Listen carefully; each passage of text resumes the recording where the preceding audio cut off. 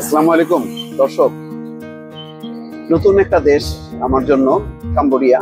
আর প্রথম আসলাম গতকালকে 11ই মার্চ, আজকে 12ই মার্চ। কালকে রাতে পৌঁছেছি, যার জন্য ভাবছিলাম কিছু অভিজ্ঞতা শেয়ার করব। কিছু বিচিত্র অভিজ্ঞতা, কিছু বিব্রতকর কিছু অভিজ্ঞতা হয়েছে। তো এখন একটা ট্যাক্সিতে করে যাচ্ছি একটা মার্কেটে। কিছু অভিজ্ঞতা আসলে শেয়ার করা দরকার। আমি দেখি যে অনেকেই ব্যাংককে আসার পর, যেহেতু কম্বোডিয়ার ভিসা পাওয়া যায় সহজেই, যে কোনো টুরিস্ট পান, তারা চলে আসে।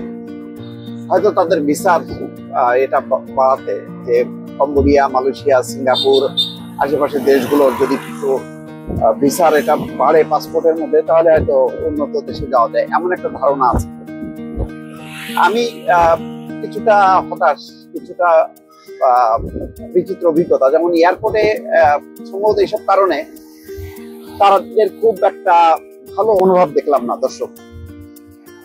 খুবই 3 বা 4 বার করে ফর্ম পূরণ করা, তারপরে জিজ্ঞাসা করা যে কেন। সেই এয়ারপোর্ট থেকে, ব্যাংকক এয়ারপোর্ট থেকে $500 দেখাতে হয়েছে, যে আমি আমার যে $500 আছে, এর সম্ভবত একটা নির্দেশ আছে, প্রত্যেককেই জিজ্ঞাসা করে।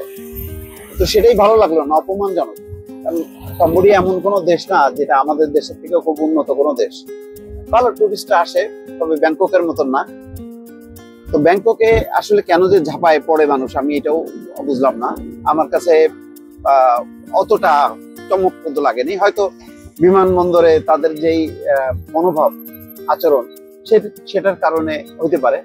যাক, 3 বা 4 বার ফর্ম ফিল আপ করার পরে তারপরে খুব অনিচ্ছা সত্ত্বেও তারা ছেড়ে দিল আর কি। মানে ওয়েলকাম করা না। কিন্তু তারপর পরই দেখলাম ইউরোপের কিছু সাদা চামড়ার লোকজন আসলো, লাইনে দাঁড়ালো, বেশ তাদেরকে আবার খাতির করছে, সার করে। সম্ভবত এটা আমার পাসপোর্টের কারণে হতে পারে, বাংলাদেশের কারণেই। কারণ প্রচুর বাংলাদেশি আসছে, ঝাঁকে ঝাঁকে আসছে।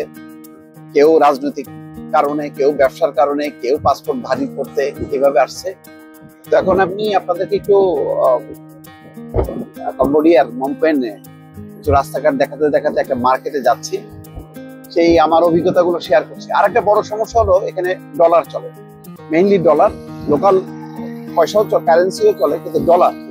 আমি $100 নিয়ে আসছি, সেই $100 নোট বানানো খুব কঠিন, স্মল নোট চাই। পরে আজকে একটা ওয়েস্টার্ন ইউনিয়ন অফিসের যে ভাঙালাম, সেখানে ছোট ছোট নোট করলাম, $1, $5, $20, $10 এইভাবে করলাম আর কি। এখন যেখানে যেই মার্কেট যাচ্ছি আমার হোটেল থেকে, সেটা $2 যাচ্ছি আর কি। তো দেখি, মানে সেখানকার এটা একটা অদ্ভুত ব্যাপার। এখানে কারেন্সি, লোকাল কারেন্সির চেয়ে ডলারের দাপট বেশি, এবং ডলারেই সব কেনা বেচা হয় আর কি।